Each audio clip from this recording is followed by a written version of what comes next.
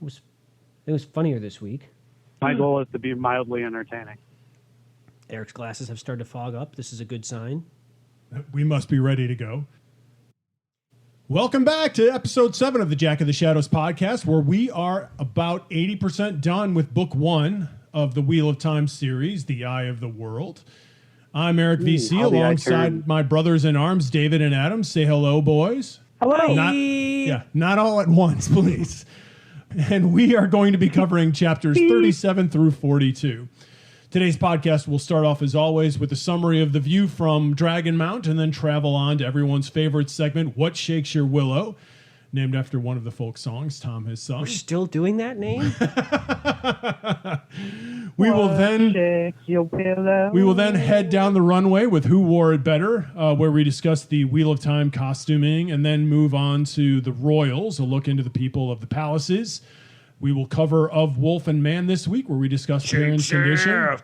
And then wrap up with our Coplin of the week, the most irritating character, and who leveled up, our week's strongest performer. So let's scale Dragonmount here and survey where we have come from and the ground that we have covered this week. So last week we covered chapters 31 through 36, where Rand and Mat started their journey toward Coplin, and this week saw the realization of that, along with catching up with a consolidation of all three parties after Moraine, Lan, and Nynaeve rescue Perrin and Egwene from the Children of the Light. The whole thing then wraps up with a startling revelation and a change of direction. Shapeshift! At the end of 42. So that's the view from Dragonmount. Let's descend now into the weeds and discuss what is shaking your willow this week. So let's begin with... Let's begin with David and his willow. David's going to go take a bath after that, because that just makes me feel Hey, gross. let's talk about your willow. Let's wade into the mire of your willow. Ew. On that gross note. It's in my mouth. Yeah. It's funny because he's fat. Wow. So my take from the week, as opposed to that other grossness, Hot takes. my hot mic take is, so it was real, the whole scene with Rand and Elida in the throne room for back. Well, they didn't actually go there. Morgaze, yeah, they're in Morgaze's little Second sitting room, whatever.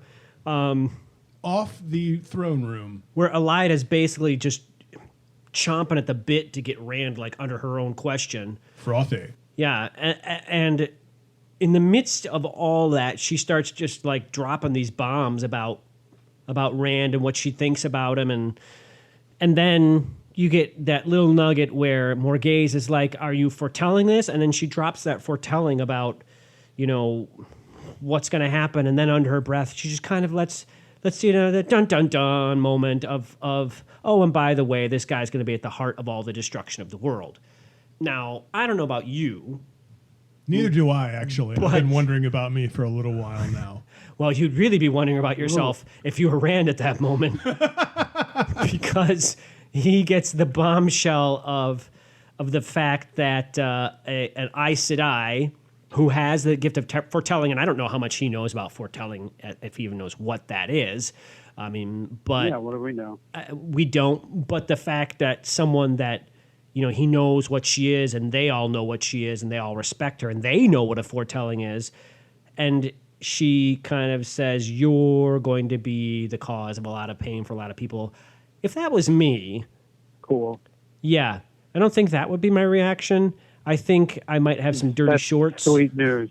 Some soiled linen, perhaps. I think I soiled myself. Yes. I think it would be a That bad... brings up a good question. Hopefully you feel a little bit Like, better what kind of- about yourself than that. I don't think so. If I just found out I was going to be like the cause of what at the center of the destruction of the world, I might just have a few problems with that. The funny thing is, Rand kind of has a few problems with it, but he just does what Rand does, and he just kind of... He takes it in stride and is more focused on the rest of the moment than just that piece of things, which is kind of the way that Rand does things. So that was my... Rand kind of does that, eh? He's also kind of focused on getting the heck out of there. He is. He is focused on getting out of there with his skin intact. So some other interesting things Seems like happen it. here. First of all, we get we get this other hint from Queen Morghese that Aes Sedai aren't totally to be taken at their word. She stops her and says, hey, I need you to say this plainly so that everyone can understand it and I can be sure that you're telling me the whole truth here, which is an interesting comment on exactly what rulers think of Aes Sedai advice. Yeah, and then she whispers this to Rand. She whispers this incredibly damning statement directly to him without anybody else being able to hear, which... If he's that dangerous, why not let the queen know? I have a feeling like she thought she was so convinced that the queen was going to clap him in irons, and she didn't, and she can't.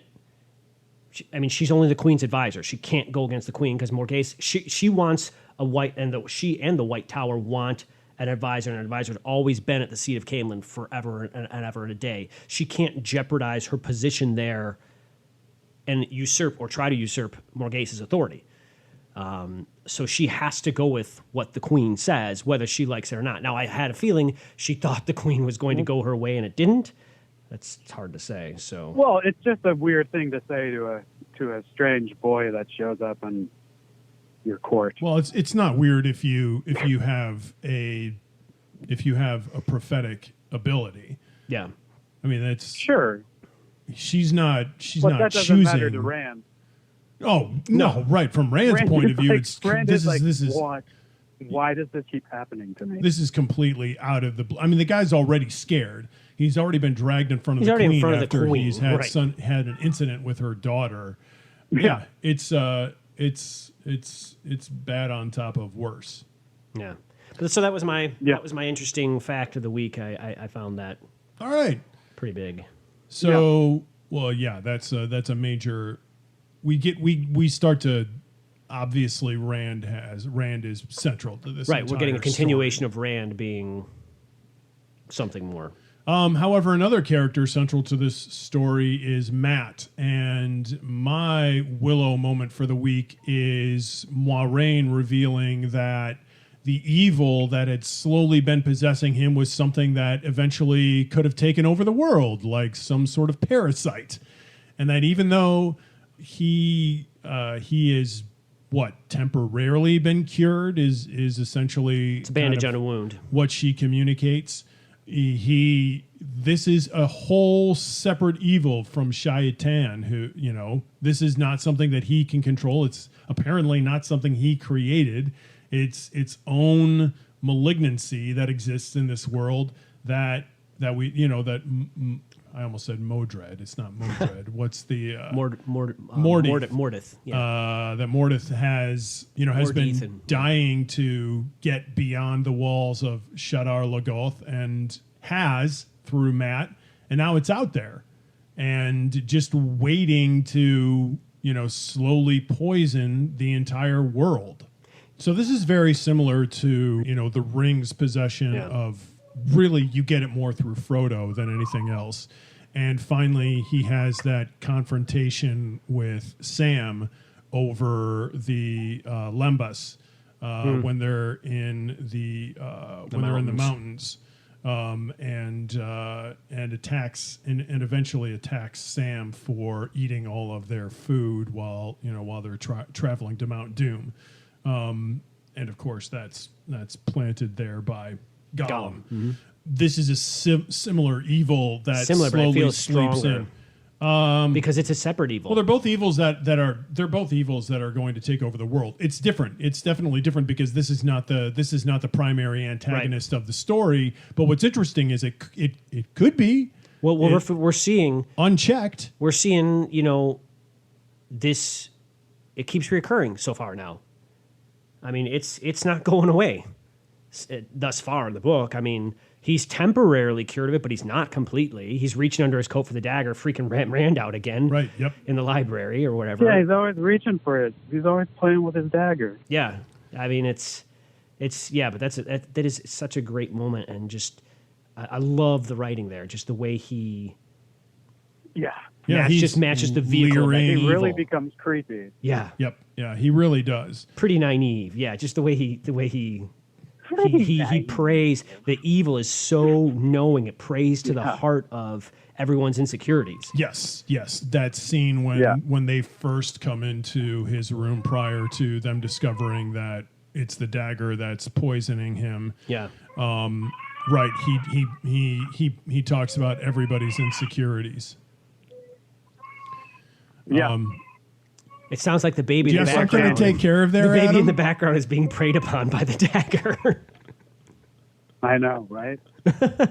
But what's interesting is so Matt says that he's been operating in a fog ever since Whitebridge, and yet there's to recollect something that we discussed last week. There is that moment in after Five Kings where he takes care of Rand, which does he remember or does he not? Who knows? But whether he remembers it or not, it is another demonstration of the stubbornness of the character of the people that come from Two Rivers and that Manetheren blood, which, even though it's being taken over, is obviously fighting against it. And that's clearly Matt's nature and his affinity for, for one of his good friends that sort of overrides his circuitry, so to speak. So that's another evidence of this old blood in each of them that Moiraine is counting on, I think, to a certain degree. And I think even Loyal mentions as well. Yeah.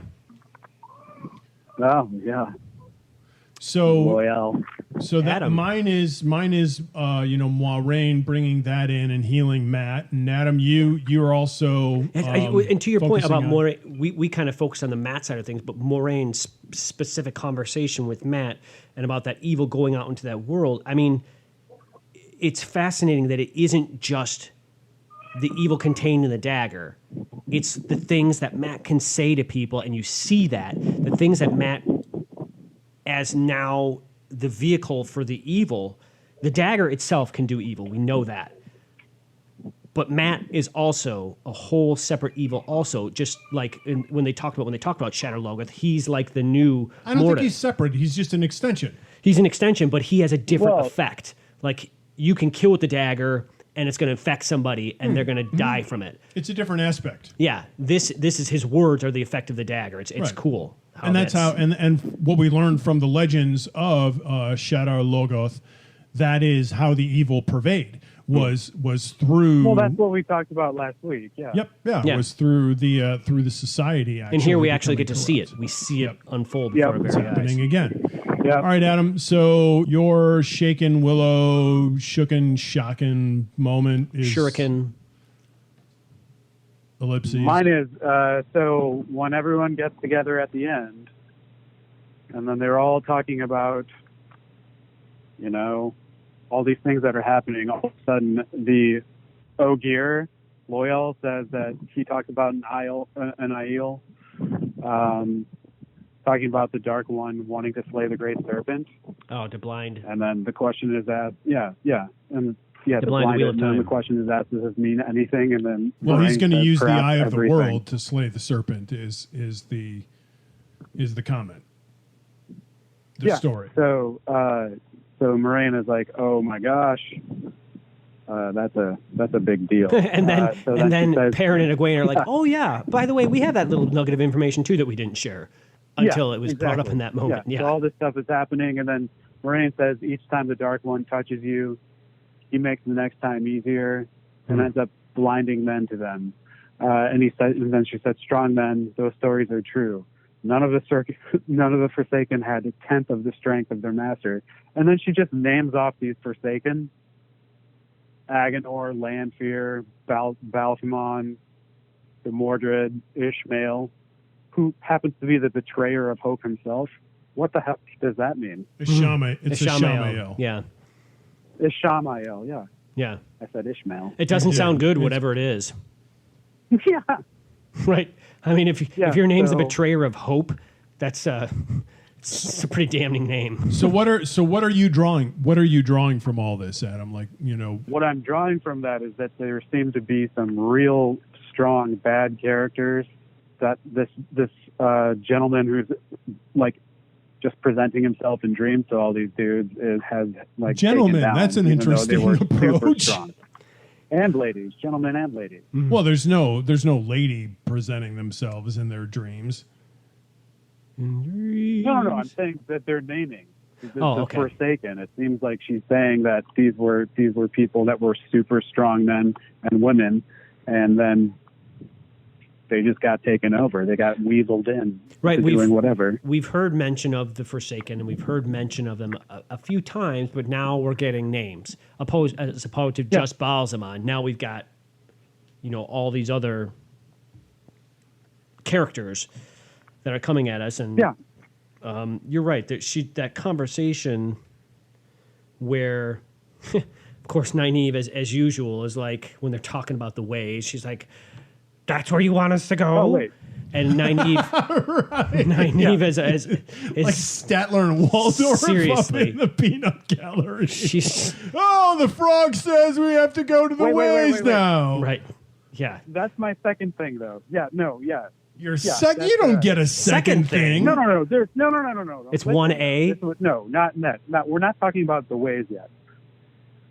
But that's crazy. You're right. We're not, because we don't know anything about them. Yeah. All I'm saying, my interesting thing this week was names were named. Okay. So there's so another that was your section point. where Names were names named. Okay. are named.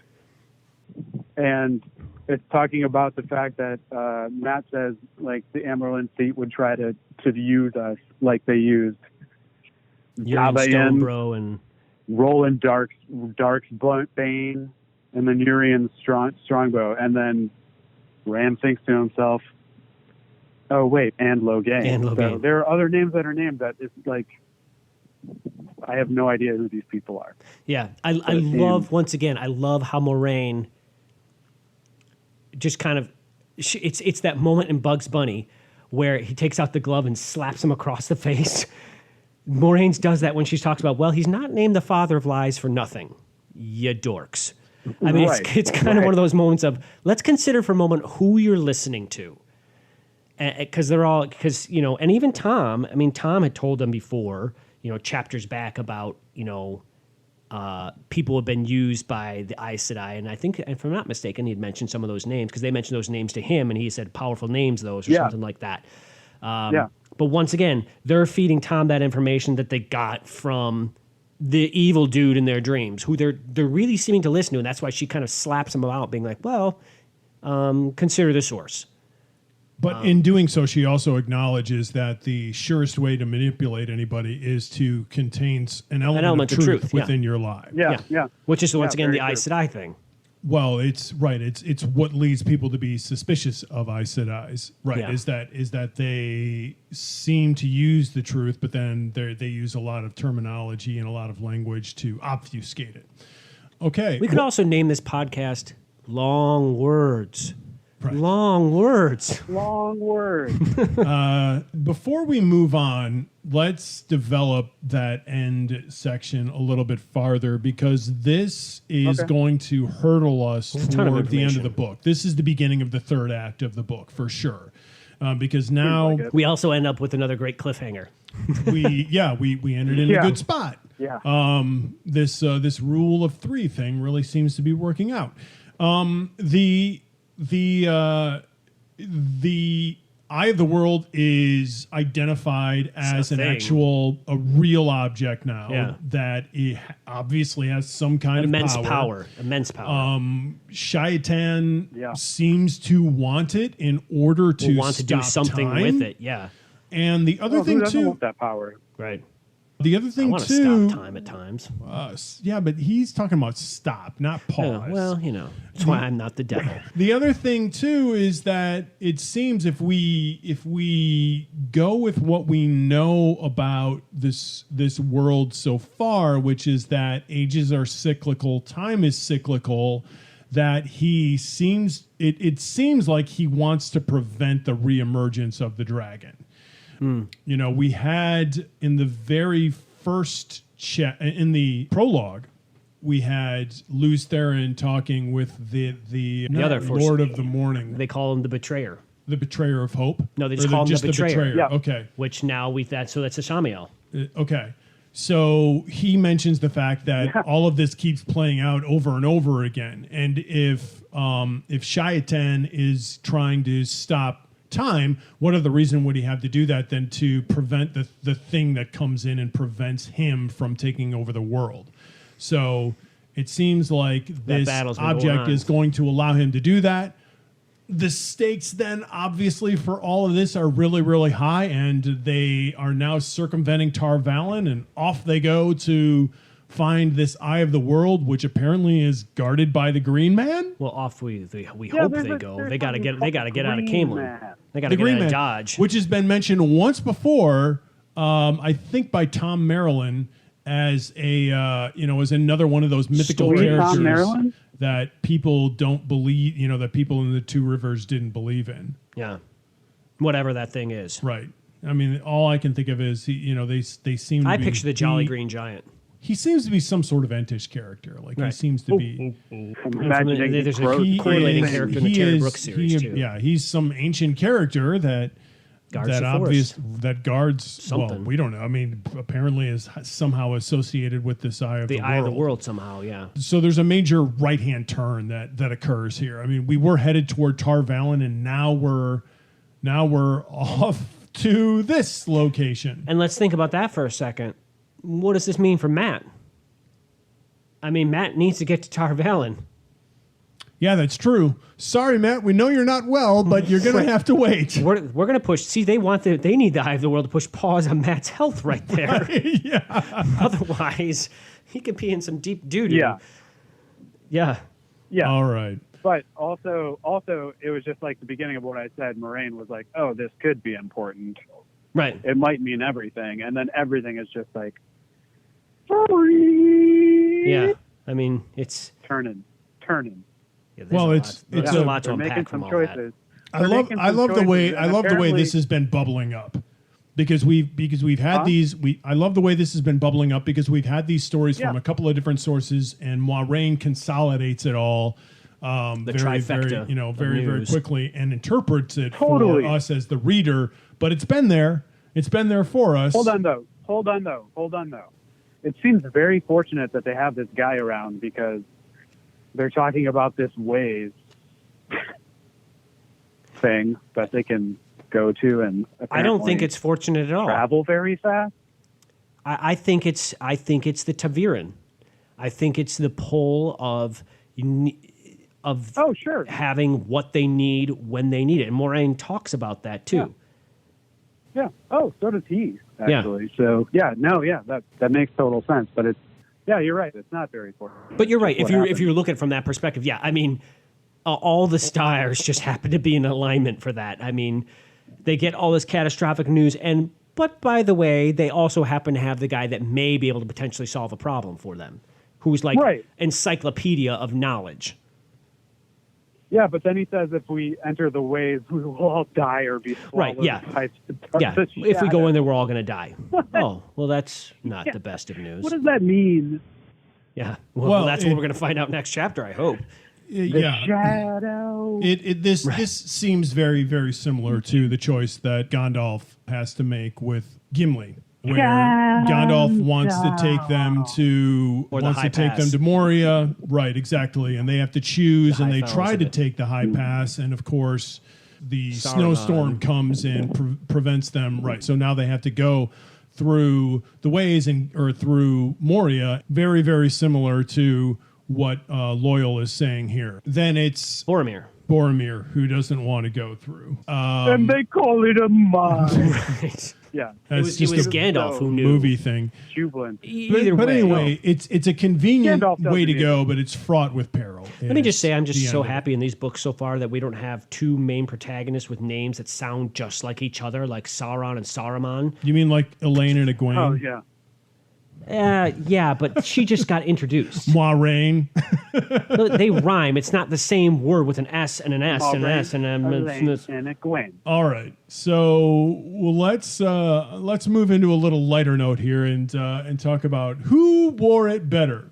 Okay. And if you're wondering why we are bothering with a segment like this, it's just that we want to draw your attention to Jordan's fixation with people's attire Wardrobe. and the constant description of it. I feel like I'm wearing those clothes. So this is from chapter 40. I wouldn't want to wear those clothes, but A deep blue velvet cloak lined with pale fur rested on her shoulders, its hood hanging down behind her waist with a cluster of silver bells at the peak.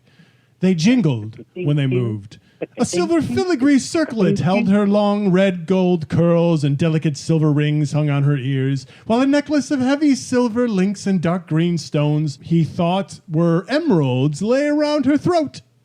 Her pale blue dress was smudged with bark stains from her tree climbing, but it was still silk and embroidered with painstakingly intricate designs. The skirt slashed with inserts of color of rich cream. A wide belt of woven silver encircled her waist, and velvet slippers peeked from under the hem of her dress. All right. Who could that be? Get it. Who was bark smudged and dressed amazingly well? Rand. You are correct, sir. Yeah. Rand, after he was like, look at these outfits that are... Right. He's like, I want to wear a dress that sounds like that. That was Elaine. Yes. Rand, after he came out of RuPaul's closet. Right. Hey! This is Maybe not. Maybe he's just like, this is going to be Elaine. With this. Well, I mean, either way, if you're coming out of RuPaul's closet, you got to be bold. But Elaine is doing neither of these things. She's simply walking out of the closet of a royal person. What was that, Adam? I said you're lucky if you get into RuPaul's closet. That would be an amazing closet. It would be something, all right. You could probably easily get into a whole lot of it. It's probably The Lion, the Witch, and the Wardrobe. It's going to be a whole other world when you enter. Yeah. Anyhow. So that is Elaine. So there's this character, Elaine. Yes, that is Elaine. That is Elaine's. That is the elaborate description of what Elaine is wearing whilst she is up in a tree. All right, so let's. Speaking of Elaine, let's move into the royals, where we talk a little bit about each of these individuals. We just talked a little bit about Elaine. She is a little bit of a tomboy. And also a little bit full of herself and her power, I would think. Yes? At least from other people's perspectives. She seems to get what she's going after. She does seem to get well. what she wants, but then think about also this. I mean, Gawain's talking about and Morghese is talking about, the responsibilities that Elaine has, and about him being the Prince of Swords and him watching out for her and the responsibilities he has in watching out for her and blah, blah, blah, blah. Yeah.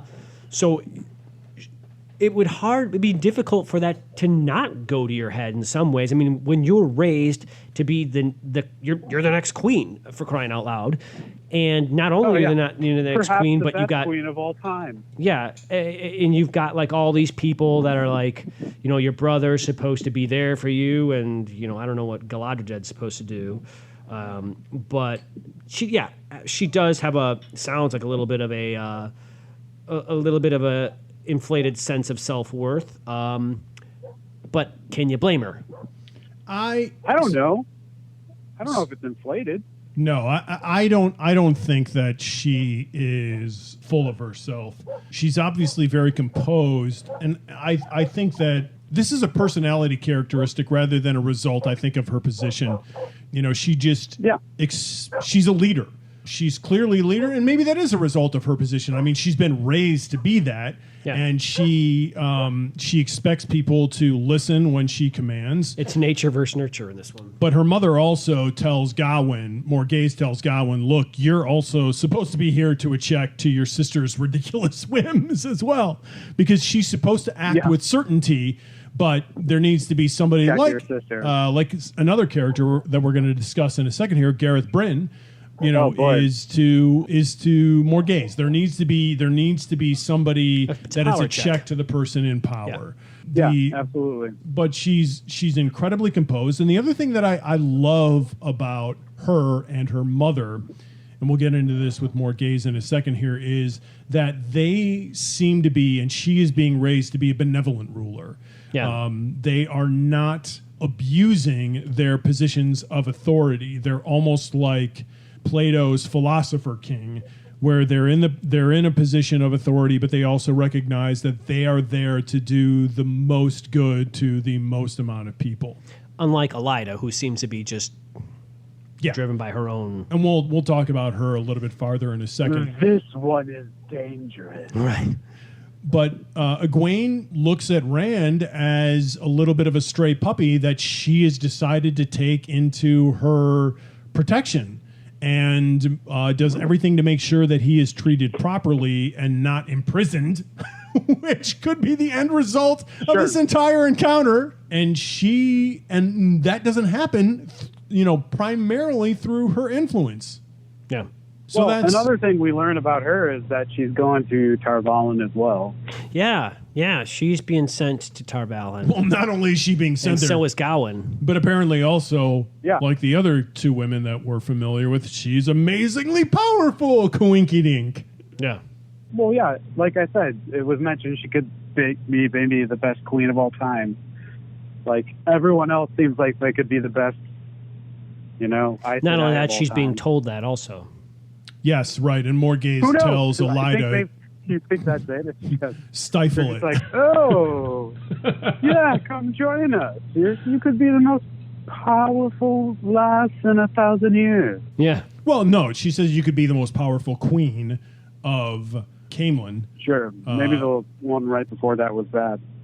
Yeah. Oh, well, we don't have any indication that Morgaze has any incredible ability to channel, whereas... we know she's been there because she's wearing the ring. But all we know is that she has a ring on her finger. Right. But she obviously defers to Elida when it comes to the one power and some... Also doesn't hurt Elaine that she's apparently stupidly good looking. Yeah, another characteristic that almost every female that we've been introduced to. Hold on. The line that is said is if she had been a widow in Emmons Field, she would have had a line of suitors. That's Morgaze. Even. That's Morgaze. That's Morgaze. I thought that's who we were talking about. No, we were talking about Elaine. Elaine's stupidly good looking, and her mom's even better looking, older version of that. Right. The more crystallized version of that. Ripened, I believe is the word they use. That just makes me feel kind of gross. Yes. Before we move on to Morgaze, let's talk a little bit about Gawain. The Prince of Swords. So, the first Prince of Swords. Which is the position currently held by Gareth Byrne. Or Bryn. I thought he was a Lord Captain General.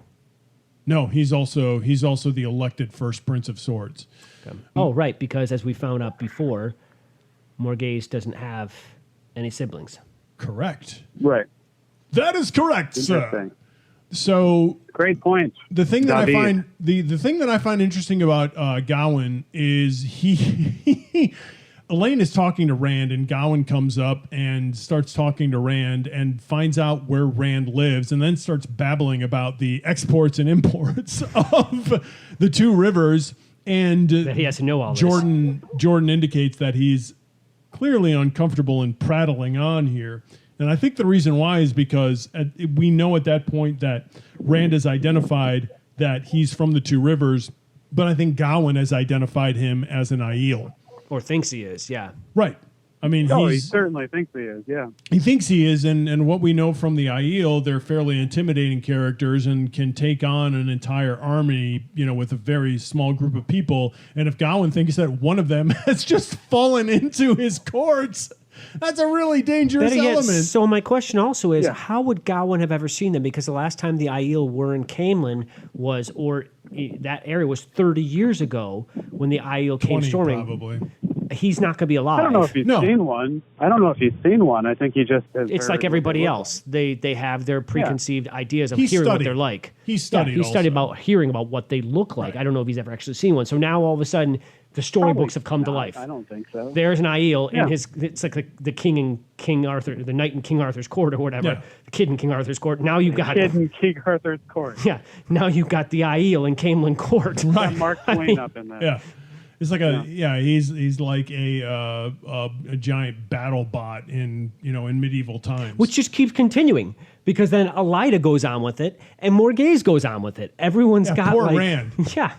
So this is an ongoing theme for Rand is that people keep having preconceived notions about how dangerous he is and what he's capable of and who he is. Yeah. And he keeps being like, That's not me. I'm a sheep herder from the Right. Two Rivers. Right, you would think he'd be like, yeah, play that's the right. lute. I'm gonna mess you up, so you best watch out for me. I'm a crazy. No, Right. he's like, I'm the little kid in the forest, with my little sheep. I'm a pan. Funny, yeah, This the sword funny is part is merely an that's set up- accident. Right, no, yeah. No, that was set up like way early on Yep. when he killed a Trolloc in his Yep. house. oh, his He fell into the his being sword, one with the sure. sword. Yeah, we're just Seems talking like about the you're fact that pretty he good. keeps downplaying, or well, he's not downplaying because he doesn't believe it. He doesn't. No. As opposed to Yeah, him he has being no like, idea. as But opposed to him these using it things as an happen. advantage, because everyone thinks like he's this crazy, dangerous heel. He's like, no, I'm not. Right. I have nothing to do with that. I am a little sheep herder. I'm a little shepherd boy. Yeah. I dance around and play on my flute. Yeah, exactly. I prance in the I'm a moon. shepherd. Yeah, I we haven't sing even on talked about this. Midsummer's night. I guess it's David and Goliath. He just seems like David. Yeah, he Hey, does. Davey. Davy. Davy. Davy. Davy Oh, wow. Crockett. Okay. Yeah, so Crockett. that is a good. All right. Yeah, that's and I have the feeling it's just going to keep going on. Yeah, Morgaze obviously. he can't get away takes with him- how he looks. Morgaze takes him at his word. She's an interesting character. She has clearly inherited the throne because Tigraine and her first prince of the sword, Lord Luke, has Lord Luke. disappeared off into the No, ether. no. Well, Tigraine's first prince was Lord Luke. Morgaze is something else entirely. We don't even know anything about Morgaze's family. Tigraine was the first wife of Terengil Damodred. Right. Morgaze isn't related to them. She's No, inherited the she throne inherited. because they've But just apparently poof. she's got no brother, because if she did, he'd she be the got first no prince of the family. sword. Yeah. He'd be the first prince and doesn't have it, so we got Gareth, She got no sister. who I like Gareth so far. We're pretty sure that Gareth is Morgaze's lover, right? Well, That's been, I don't I know. mean, he wants to Egwene be. or He wants to Elaine. be. See, now I've got that Egwene Elaine problem. Elaine is Good Elaine. thing there aren't any characters in this book that rhyme. Right. Well, I didn't say rhyme. I said names sound almost identical. Splitting hairs here. I mean, I guess. Yes, it follows but it. I we guess it get follows a insinuation trend. that there's something, or she thinks that there could be something between them. We don't know Oh. if there is. Elaine says, come on, no. it's pretty clear that that's what's going on. She knows. You know. I mean, and not just good as a the wink guy to a is blind man eye. Yeah. Yeah. Say no more. Say no more. The guy's like, I can use a sword. I'll believe it when I get further proof beyond Yeah. a young lady. Garth Byrne is like, I can use Young a sword. lady. Burn. We're on burn now. Bryn, just stop He's it. like the mayor of Chicago. Stop it now. Garth Byrne. Jane Byrne. Wow. I have. Yeah, I'm going in the We're way reaching back, way back back. catalog here. Obscure Chicago references. Right. Mayors that no one cared about. Right. Mayors that destroyed a city. Right. Yeah. I'm sorry, did you have something to add, Adam? No. Who could add anything to that? Who could There's ask not for much to anything say. more? Yeah. So there's something there between the two of them potentially. Yeah, nudge, nudge, wink, but- wink. Say no more. Yeah. So So a lot of information thrown with the royals, in that section. So Well, and then we got going on. no, I want to reemphasize Galadriel. that. I want to What's going on? reemphasize that Hold Bryn on. is obviously a mean dude, or not a mean, Not but mean, but he's- he can Yeah. he can take control of stuff, and Yeah. he says that sword belongs with Rand. I love that. That even though Rand is obviously too young to be a sword master, he's seen Rand for the all sword like 5 belongs minutes, with but he him. knows. So what is that tells us something about Rand at this point. I mean, we've Yeah, known that it Rand does. has been the kind of level-headed dude that takes stuff as it comes and takes control. But he always rises to the situation before anybody else does. yeah, he's primarily because he stays level-headed and is just looking at how do we resolve. He's a little bit of an engineer. I think Perrin's a level-headed one. Rand is just he Oh. responds. Perrin is like the manifestation of the Greek idea of logos. He's just slowly plodding through the logic of situations and isn't going to react before Until he he's kills a couple white completely cloaks. thought something through. Then last but not least of the no, Royals. The other thing that Oh wait, he no! said I he have could something to. I wait. wish to register a complaint. Well, no, he also tells Rand that he could pass as an Aiel man. Yeah. Oh, good point. So he's the other one that mentions it. Yeah. Yeah, Poor Rand. and that guy probably has A seen stranger one. in a would strange imagine. land. Stranger in a strange land. That's our main And that reference. is the weird thing, is that they all are very untrustworthy of these Aiel men. They are, and no, it's Women. like, Well, obviously they're dangerous. yeah, and poor, yeah. Yeah, Imagine but, being like, Rand. He's we like, don't know no, why. for the Right, last what on time. I play the flute. Yeah, he's just like, yeah. I have practiced many hours on the flute. I am a flute By the way, I learned player. flute. What? I'm Rand. I am a flute player. Yeah, that's right. My name is Helga. Du bist sehr richtig, I play the flute. Yeah. Yeah, he's trying to convince everybody he is a passive. Well, he's little just trying to boy. convince everybody he is who he is, not who they think he is. a sheep herder. Yeah. Right. He's a No, poor listen kid to who I with am. the two rivers Elida that looks doesn't like believe he's a sheep murderers. herder. No. She doesn't believe anything. believes he is the destroyer of worlds. Yeah. Exactly. Um, Poor kid. Elida. Yeah, she and he doesn't trust her. She wouldn't seems either. incredibly manipulative. Right. She's This like one is very focused on her knitting. Yeah. Yeah. And I love it. Like Rand finally decides, and this is a direct quote from the book. He's had enough of telling this woman the truth. she made him as afraid as any dark friend had. Yeah. That's it. not It's good. lies from here on forward. It's not good. No big deal. We He's also just going to haven't- lie to her. We haven't talked about Galad. He's one we've left out thus far. That's true. Yeah. The other most boring Pretty boy. royal. Pretty boy. Yeah, pretty bird, and Pretty bird. always bird. does the right thing. Apparently, Yeah, like literally to the cost Dull. of everybody. But boring. I don't get. Okay, can I just say something though? No. I You don't can. understand No, you Elaine's can't. I We've give already- you I give you voting rights. That's two of us. So I go give ahead. you license. Thank you. Yes. Why on earth does Elaine hate him so much? It doesn't Because he's a seem spoil justified sport. from what we know. He's a major killjoy. Yeah, obviously. And it's Whatever, not just that. he just always She's, tells the truth, but her brother is like, no. Worst man, dude he's in the good. party, the guy that always tells but it's the also truth. probably some sort of sibling rivalry and loyalty. I'm thinking because he's not exactly her blood.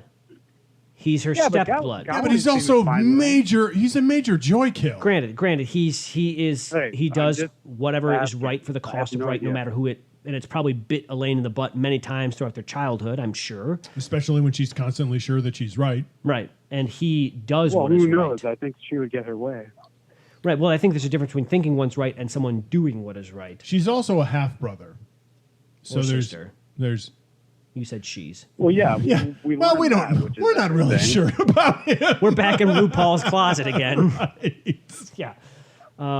He is her half brother. Yes. And that goes to the sibling loyalty and He is a Yeah. damn, he's a damn Adred. Yes. Yeah. That's probably how they refer to him when he's not around. Yeah. That damn Odred. Yeah, exactly. So interesting characters. Anything else to add about Captain Royals? Killjoy, Adam? Since you brought him up. Well, I'm just wondering. I'm just wondering why do you hate him so much? All of a Yeah, sudden? I don't. She really does not What did like he him. do? He's a dullard. Yeah, I don't know. What? Sure. We haven't. I think the answer to Like that, Adam, is we have dullard. not been given sufficient explanation to this point for that. Yeah, I Well, don't know why anyone hates him. She- That's all Other than I'm what we've asking. observed. Why She does and anyone hate him? neither she nor Gawain like him very much. No, No, Gawain seems to respect the crap out of him. He's like, probably because he can kick Yeah. his butt. She doesn't disrespect him. She just doesn't like him. She flat out does not like him. No. apparently. Yeah. Anyhow, all I'm saying is that's a mystery. Adam, was there anyone? Anyhow. Was there anyone else you wanted to talk about? Yeah. In the Royals. Perrin. Perrin. But Perrin's not part of the Royals. That's Well, a that different brings section. us to our of Wolf and Man segment. Eating up. So RuPaul what did distracted us. what did you think about Perrin? Huh? Why is he keeping his eyes downcast all the time? He's What's up with embarrassed. him? Because he comes from a land that is Bigoted incredibly society. right. That is incredibly anti-supernatural. They're gonna think he's And his Spawn eyes of the Dark his One eyes now. have changed colors. Imagine if you went away from your friends for 2 weeks and came back, and all of a sudden you looked 100% Italian. and you had a pentagram burned into your, Your forehead. right? And your friends would be like, Or like in the Inglorious Bastards, last you got time a we saw swastika you, you carved were in your head. right. Exactly. He looks totally different. Yeah. He hasn't seen these people in forever. He comes back, and now his eyes are changing colors. Not only that, he's full on communicating with the wolves now. He's not even dabbling with it. He is, and I love that spot where he talks about the fact that he has a protector now for his dreams. He's in deep. Oh yeah. Very good point. That's how he's like. I think I found my. Right. I He think I found has. my way. It's almost a has given throw off into it. line, but yes, yeah. He knows what's going on with his But has dreams. he? Because he hasn't used it. Whatever. Well, he doesn't I don't have to believe use you. it. It's a That's what I passive. say. It's a passive element of his powers. But he did use it. They used him. and You when think that's a power? How is that a power? Because guess what? One of the wolves died in his dream. How is that your freaking power you have? Well, they told him he was what coming. wolf has died It in was his a- dreams? it was a What great. do you mean? What wolf is? Well, No wolf a has wolf died in that his died- dreams. No, sorry, a wolf died in front of them. The wolf died in front of him. Yeah. Yes. But he hadn't fully accepted Yeah. his No, powers but yet. he also yes, a wolf died in his dreams. He was at his what do you call him? His master, Luhan's house, and then the wolf came inside, and then Oh yeah. Balzamon set it on fire. Yes, a wolf died in his dreams. Yeah, that's it wasn't a named wolf that we didn't know who it was though. But you're correct. Yeah, No. that's right. But yeah, To your point though, Adam, I'm just wondering there's a how difference. how he has embraced this. I don't Well, think he he's embraced absolutely it. embraces And it he's when they like, talk to him and they say, "We come, brother." The help is on its way, So- and he has the conversation where he starts smiling at Bayar, and Bayar's like, "What are you smiling at?" I mean, it's that whole scene, and because he knows, and I think that's my speculation. That's Okay. the point where his eyes change. We don't ever really know. We don't ever really find out. Interesting. But my Okay, thought like is, it. that's when that comes into play. I Though like I that. imagine if it happened, Bayer would be like, your eyes. But Right. Well, the change that occurs to his eyes I seems don't to be know. slowly happening over time. But there was some sort of initiation or initial period, but when it started changing. The other interesting thing here is that I think we're having a little bit of a semantic argument here because I don't think he's embraced. I don't think he is welcomed or fully accepted. he's in the middle of a full-on existential crisis. Is what Yeah, he's in the middle of. absolutely. And I don't think he's fully accepted what is going on with him. He doesn't want what is going on with him to be the case. I think but he's he is accepted it. He acknowledging doesn't. it. I mean, by the end of that chapter, when he makes that statement to Moraine, I think that's a definitive statement of I've given in. I don't want it, but given I've up. succumbed to it. Given up. Yeah. Wait, which one? The statement where he says to Moraine, "I have my protector," and when he talks about his dreams, which is significant because we see the wolves appearing in a dream, and Perrin realizes that's what that is. They're trying to protect him. The wolves come to rescue him because they recognize him as Wolf Brother. So Okay. he, like it or not, it's not going away from him. He doesn't like it, but it's not going away. And so I think he's just given in. Yeah. So there's Good riddance. something else You interesting got a superpower, boy. Accept it. that happens here, and that is Moraine's encounter with Perrin. So up to this point, Moraine hasn't seen Perrin since he has had the encounter with Elias. And so now she does, and she is becoming aware of his abilities, and she knows what's going on, and she is not certain of what it means. So I love the interaction with Lan with him also in that scene. right. And well, so what Lan does is Lan is interpreting to Perrin what Moraine is filtering through. Is he or is he doing his own thing? I think he's doing his own thing. Well, he's trying to help Perrin also filter through exactly what's going on to him. But Moiraine is uncertain as to whether or not, like, Moiraine now says, okay, so whatever is going on with you is now becoming enmeshed in the pattern. It's part of the pattern of time. She's not sure if it's good or if it's evil. She alludes to as much in front of Perrin. And then Lan is there to say, okay, well... Lan flat out disagrees. You talk to Elias. I know who Elias is. Let me tell you a little bit about Elias Mishera and make this a little bit more concrete for you. Which is interesting because it's like, in this situation, Lan has chosen to take a side. And that side is not what Moiraine has said. He's gone a different direction. I don't think he's gone a different direction. I think he is clarifying. He's doing what she doesn't do. She's slightly vague, and he is not vague whatsoever. Right. He's crystallizing for Perrin what's going on with him because he seems... Lan obviously has a thing for these... The Emmons Fielders. A thing isn't the right word. Lan has an affinity for these boys. And maybe this girl as well. And I think... Seems like it. Yes, yeah, absolutely. There's something with Nynaeve. And I think also... Which God only knows why. I think also he sees what Moiraine is doing with them, and he wants to give them a little bit more guidance than the general ambiguity that she seems to constantly keep them afloat in. And he seems How does that make sense, though? Can we discuss, like, how does that make sense in the fact that whatever we have been described as what a warder is, well, that's he my seems point. to be drawing some sort of boundary. Lan's like the uber. Strange.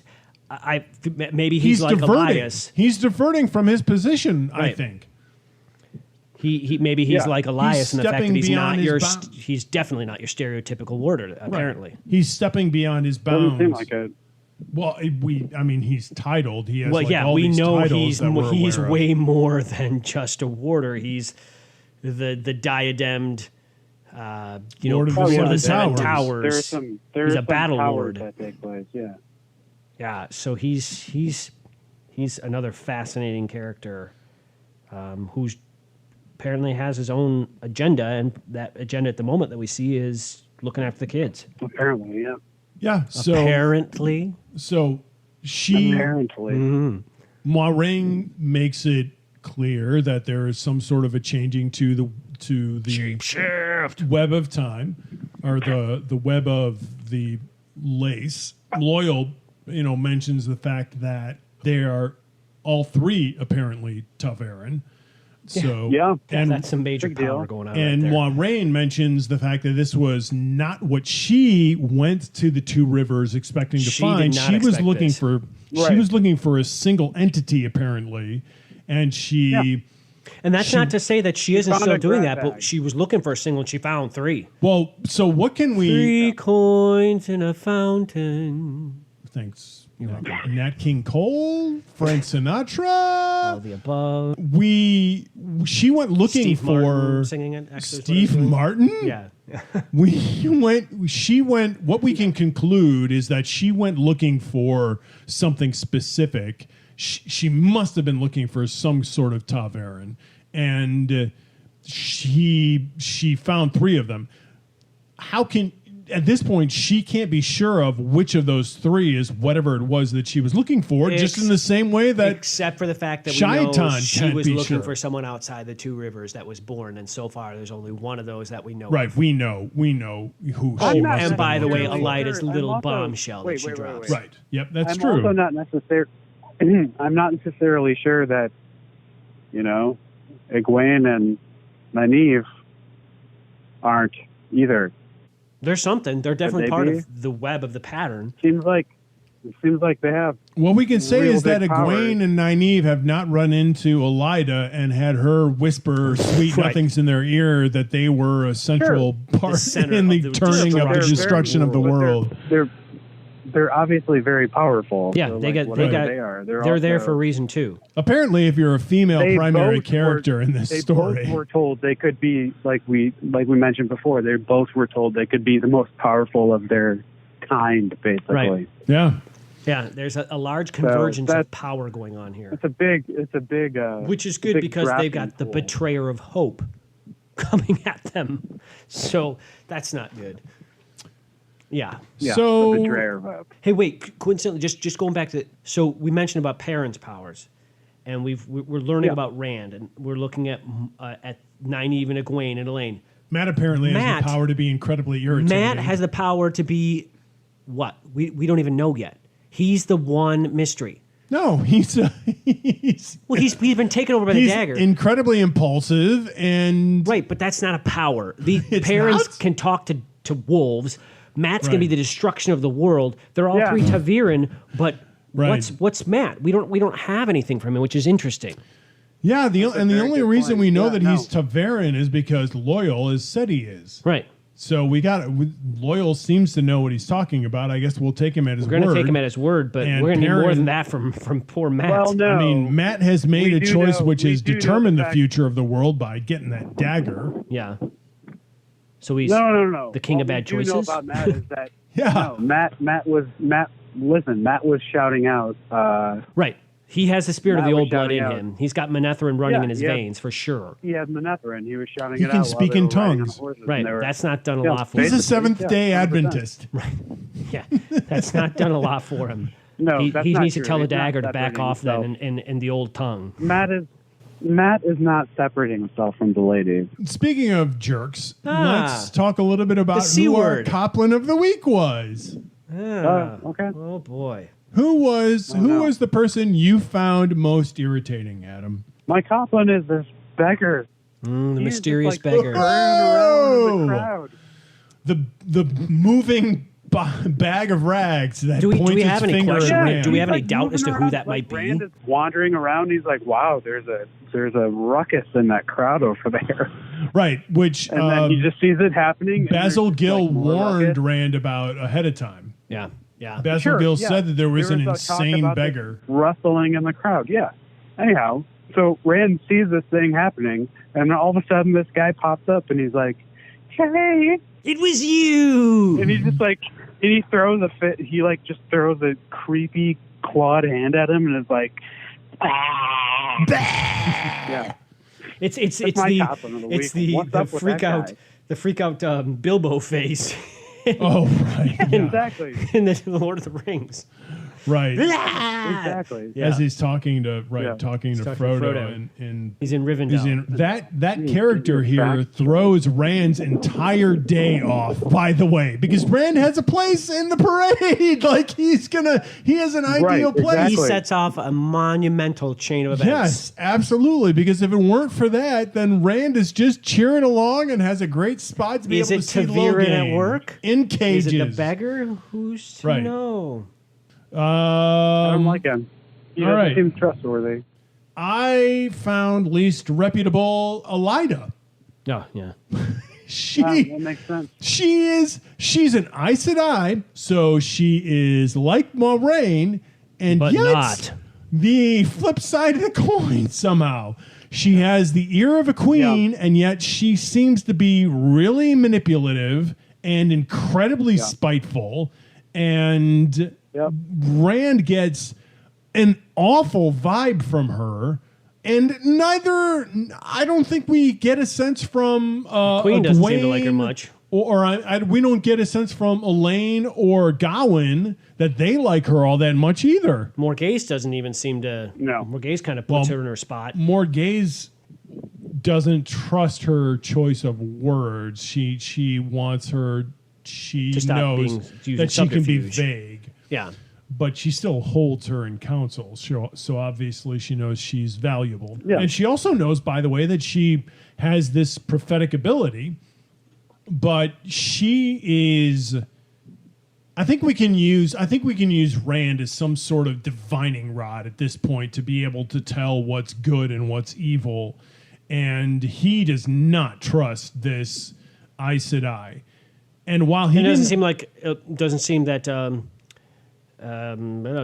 Moraine does either, It also doesn't How so? seem like because Matt she doesn't trusts want to go and stay in the castle or with her. Rand she doesn't want to trusts associate Moraine with either. her, right? She Yeah. doesn't trust her enough to associate with her. But even though Rand is suspicious of And she's a red. Moiraine, but Yeah. we know that Rand doesn't isn't completely trusting of Moiraine, but he seems to have accepted her. This Aes Sedai gives him a completely different vibe. Yeah, for good reason. Yeah, because she whispers in his ear. It's weird. Death and destruction. You're too close to me, lady. Well, and she's pulling on his sword. She seems to be foretelling. I mean, she seems to be telling the truth. She doesn't seem to be saying anything that isn't necessarily real. The thing is, she wants to throw him in jail. And the funny thing is, she's like, I don't really know what's going on with you, but let's just throw you in jail for a couple of weeks and I'll figure it out. It's like the Spanish Inquisition. Right, exactly. Right. What does that mean? Right. I don't know, but a couple of weeks in jail couldn't hurt you. And then I can sort of guess at things at that point. That's the one thing that I don't like about her is she seems to think that just throwing him in jail will give her enough time to spin a narrative around him so that she can do what with him. She seems to want to manipulate him for her own ends. Brand or two. Yeah. Get some pincers real hot. Right, the hot irons and pincers are coming out. I don't know. Well, you're talking about the Children of the Light's questioners. Well, I have a feeling that other people use them too, yeah. Well, we've already heard of their torturous methods of quote unquote getting the truth out of people. They are the Spanish Inquisition. Anyhow, Dave. Mine. What about you? I went back and forth on this. I went between Talonvor and Nynaeve, and I'm settling on Nynaeve because I think I've chosen her for 4 weeks in a row.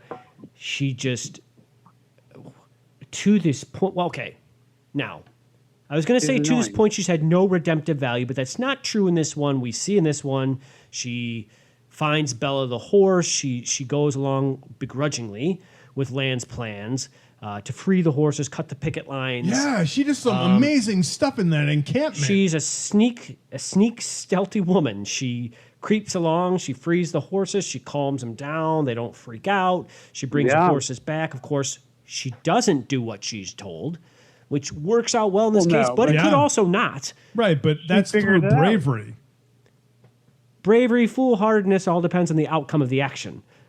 In this case, she's brave because it worked well. If it hadn't worked well, it'd be foolhardy. Sure enough. Isn't that every one of them at this point? Except for Moiraine, yeah. Or Lan.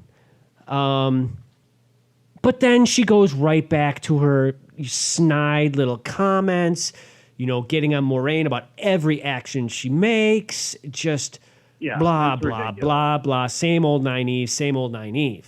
So it's like we had a moment of, could this be a turning? No. We're right back to where we were with this annoying woman, except for the fact that there was that moment where Lan was going to go after her to save her. So Lan's a bit in the deeps for her. As she is clearly. She's clearly for him. Yeah, he's like... I don't know why. Maybe she's the most attractive woman in the world to him. It's all I can think of because she's shown us nothing. Well, she has an incredible strength of will. Oh, right. And she can track him. So look out, she's sexy. Well, right. I don't know what that she has a lot of ability. She was the de jure leader of an entire town. By sounds like brute at a force. Very young age. At a very young age. Exactly. It sounds like but every time she talks, it's like nails on a chalkboard. She's incredibly sure of herself, which can lead to arrogance on her part. Yeah, absolutely. That can be grating for sure. It isn't even just arrogance. But she has a lot of ability. She does. She has a lot of leadership qualities. It's just that unfortunately they've led to a ridiculous amount of stubbornness in her. So that's my what they have not pick. led to is good conversation skills. Yes, I like I said, I weigh between her and Talonvor. But she does not know the definition of acquiesce. Talonvor, yeah. She did not go to finishing school, apparently. No, she can't balance a book on her head. No. While she walks. Yes. I don't think she knows how to set a table. And that could be the worst thing you could say of any woman. Well, I mean, the last thing that we'll conclude the week with who leveled up. My level up for the week Boom, boom, boom, boom. is Rand. It's a good pick. Gareth Bryn says that even though he is way too young to be a master of the sword, that the sword fits him. This man who we know little about other than the fact that he's incredibly respected is apparently the lover of the queen and yet also still her general, Lord General, which is the only thing that I can see that the first Prince of Swords could be, sees something in Rand as not a master swordsman, but a man who knows how to command a sword.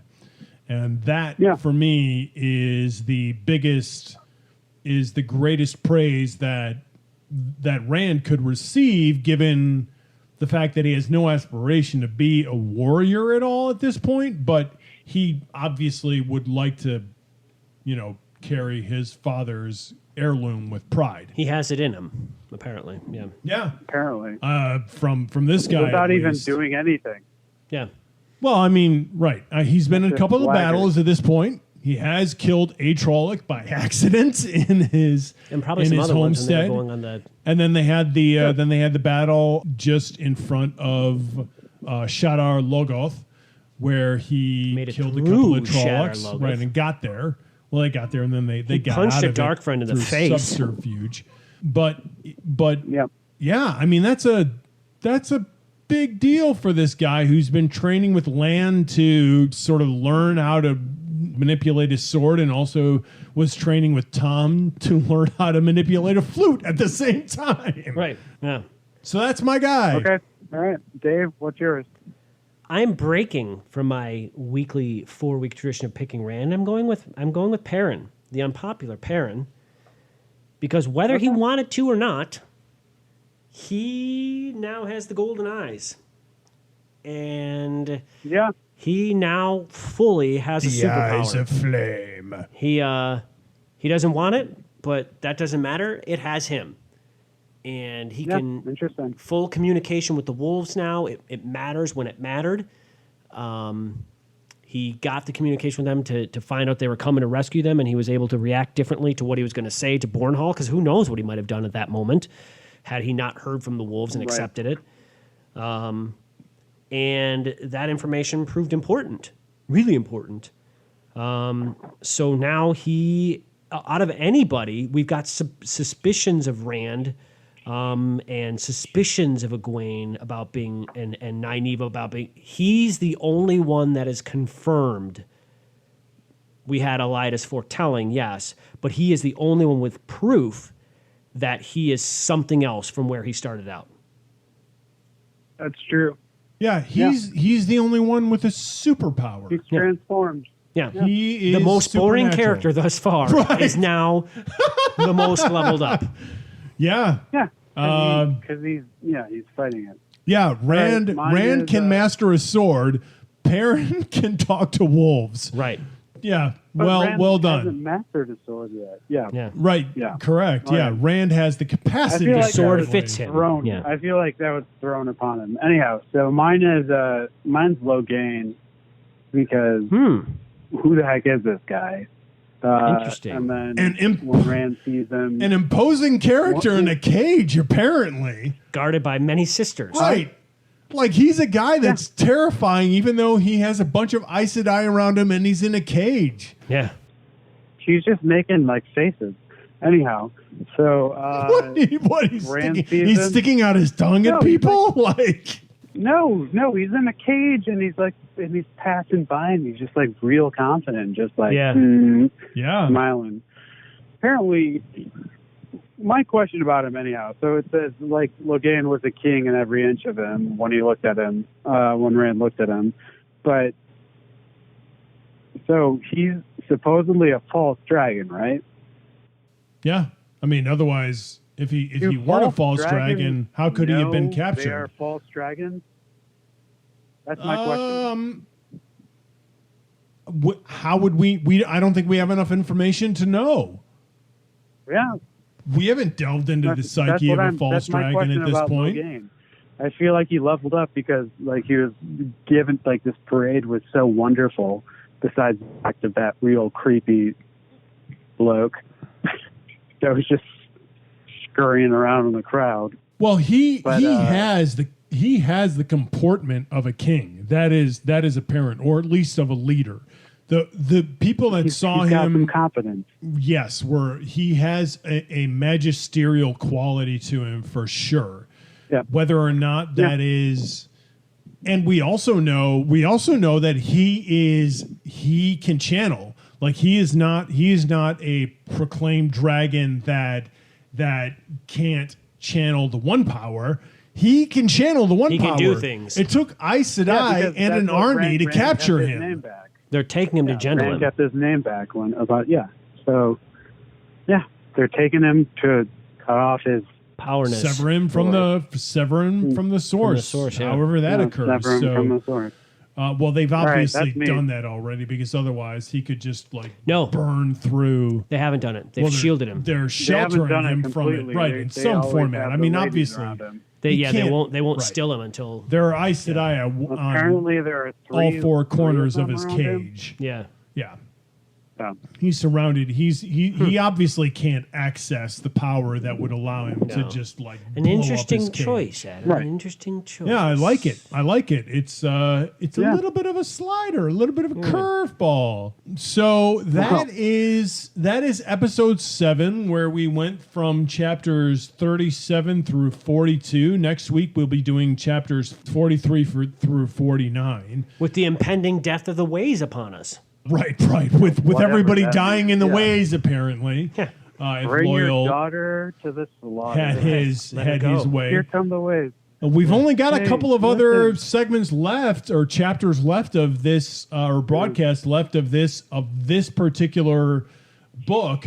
But at this point, we know what the eye of the world is, and they are going after it. They're going after it. It's a thing of immense power. Hurtling toward finding what it is. Yeah. So join us. They're going to be like, let's stop off at this green man first. Right. Yeah. Party with real nice. Have some green tea with the green man. It's a good time, right? Yeah, he brews an amazing elixir. So join us next week when we have some tea with the green man, hopefully, and look into chapters 43 through 49. Bye. Bye. Nice.